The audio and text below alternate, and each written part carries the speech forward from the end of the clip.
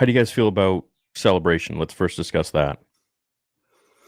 There's a few projects that I'm pretty excited for, a few projects that I'm not excited for at all, but the mall show is a win for sure. Yeah. And I'm a little bit disappointed with Starfighter being another one of the big returns to the big screen, mostly because it's in an era that I don't love, 6 years after The Rise of Skywalker.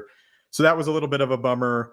I was bummed that there was nothing to do with Luke or Obi-Wan by what we saw at the announcements, and I really think that those are two gigantic gaps that need to be filled, especially Luke. But Ewan is such a perfect age right now. Why not utilize him? And that's not to say that they're not, but I mean, I would have loved the second season for Kenobi. It feels not quite on the right track, but again, the mall show I'm excited for. But other than that, a little bit of a disappointment. Yeah, no, they didn't really announce much at all. I was expecting a lot more, and I think the reason for that is because they're saving it for D23, which is their own investors thing.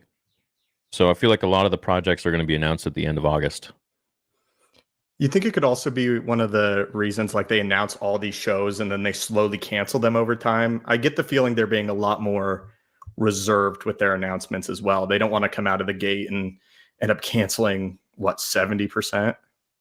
Maybe. Yeah. And they do these exclusives for just to get the Celebration crowd hot to go to Celebration, locked in a room. I sent Theory a screenshot on my phone because I reacted to the leaked Grogu and Mando. I call it Grogu and Mando show. Yeah. And they cooked me for that pretty quick. They didn't copyright strike me, but they got it off the channel pretty quick. And I was like, they actually took feedback. Did you see that, Stoops? Yeah, I saw the leaked trailer. I thought it looked pretty fun. Well, they took feedback. They were like, he's going to kick the shit out of, like, going through the AT-AT, just absolutely eviscerating people. I'm like, I'm on board. And it was like, Mando action, pause, Grogu comedy, and then, you know, like, he went for the mouse droid with the stupid wheel, like the big off-road wheels. And, you know, somebody's gone, and then back to act. Like, they're trying to cater to two audiences at once, but you can, I don't know, the action was pretty solid, but it's a sizzle track. Like, who knows if it's going to be solid or not? Yeah, I don't know. It didn't catch me, and I feel like they really wanted to make a season 4, but they're just now putting it into a movie, and it feels like a kind of a what we've already seen before, which is, all right, Mando has some pucks that he has to, you know, go on these bounties, do a couple side missions, and that's it. And one of the side missions happens to be someone that's like of some relevancy compared to like a nobody, a random person they just created. He's going after Rata the Hutt. Why? We don't know. Who wants him? You know, like, so Stoop's got those Rata arms. Yeah. I mean, he looked like he's ready to brawl. I saw Josh on Twitter. He's looking swole.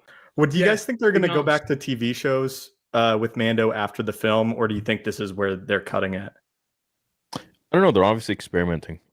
So I feel like I saw Josh posted a tweet about how the Filoni movie will be everything that fans wanted to see when they thought Disney was first purchasing Lucasfilm.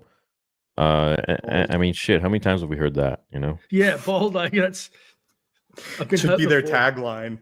Fool me once, you know, shame on you. Fool me twice, shame on me. Yeah. You know? Yeah. As long as the real question is, how long are they going to be selling Grogu merch for? I think that's the first thing they ask. Forever, bro. He's going to be 1,000 years old. He's going to have the Force. He's going to be a Mandalorian. I mean, it's No, he's going to be. And I think they won't let him Raichu. They'll be like, "You're staying Pikachu forever." Nobody wants old, ugly Grogu. Could you imagine they keep him as Pikachu forever in that form? Yeah. He's got some cloning thing, because who wants a Yoda? Like, his selling point is he's a baby. Yeah. Oh well, let's see what happens. Speaking of Starfighter, just quickly, the whole premise feels like a very Disney. It feels like Skeleton Crew 2.0, like an uncle takes his nephew on an expedition, like a cool buddy, like the buddy movies that play to younger audiences. I feel, which is right in the pocket for what's the guy that makes Stranger Things and the director? Mm-hmm. Like that, it seems very safe and very Disney as far as I can tell. We'll just have to see. I And- don't know about the Starfighter thing. That's what I mean. Yeah. It's just like, Yeah, like what is it even about? It's just because it has. I remember I saw Sean Levy in his interview be like, Ryan Gosling in a Star Wars movie? I mean, what's cooler? And I'm like, all right, man. Look, I know you want to hype up your movie, but there's a lot of cooler things to. yeah, I know it Star wasn't Wars. perfect, but Ryan Gosling in Blade Runner was pretty cool. The way it was shot, the story. Great. Yeah. It was like a documentary on male loneliness. I was like, just breaking my it's heart. absolutely. And I like Ryan Gosling. I've been a fan of him since the 90s when he was in Breaker High. And if anyone has ever seen that show, spam one. What's that about? It's a Canadian show, Breaker High. Oh, So it's like that's why I hit the boot. it's You a- didn't hear it? I did, yeah. It's essentially high schoolers having high school on a cruise ship. Yeah, he's Imagine like the a dude teenager or some shit. Yeah, The greenlit that. He's just sitting there in the office. High schoolers having high school on a cruise ship. yeah. So Brilliant. there's only like a Just few people that have ever seen brilliant. that. Right. Make Screw 20 Degrassi. seasons. Yeah,